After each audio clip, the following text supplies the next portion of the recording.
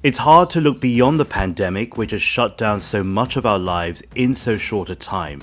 But there is a future. International sports like tennis and baseball show us a way forward by staging events with no live audience and with cardboard cutouts of spectators and canned applause played over loudspeakers.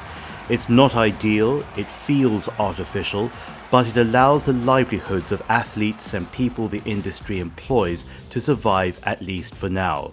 There's still a question mark over the Tokyo Olympics and Paralympics that should have taken place this summer and have now been rescheduled for 2021. The change has created a wave of confusion, especially for the 11,000 athletes whose training, eating and travel schedules are all timed to the day of competition. But Thomas Bach, head of the International Olympic Committee, says he's very confident that the Games will go ahead and with live spectators. A huge toolbox, he says, is being built to anticipate every scenario.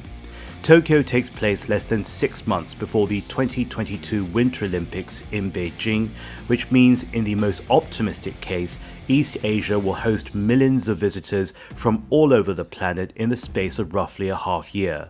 COVID-19 will impact every aspect for both cities, including how the games are structured, who can attend, and how they'll be watched. The substantial challenges are compounded by new and fast-changing public health measures to ensure the safety of travelers, athletes, and locals while the pandemic looms large. But there's also the environmental and economic impact to calculate. Host cities often underestimate the financial costs that come with building out new facilities and the improvements to infrastructure to host an influx of visitors. Millions in debt just for the honor of staging the most prestigious event in global sports. Beijing, which hosted the Summer Olympics in 2008, could reapply lessons for 2022. It already has a sustainability plan in place which promises greener construction and other steps to minimize the ecological footprint, including how to repurpose new venues once the Games are over. Beijing's Olympic Village will be built with these eco-friendly goals in mind, blending in natural materials to minimize environmental costs, especially now that China has promised to peak carbon emissions by 2030 and to achieve carbon neutrality before 2060.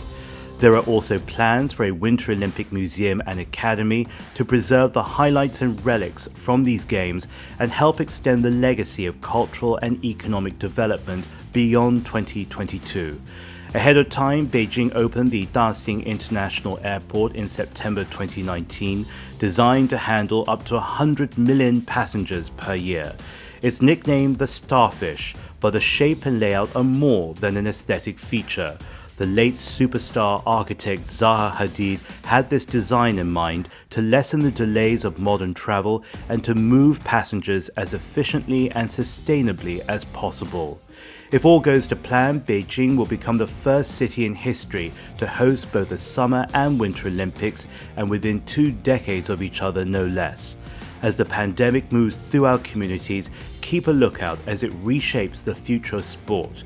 While athletes and audiences are keen for a return to normality, how we come back is pivotal not just to sport, but the way we negotiate a different world.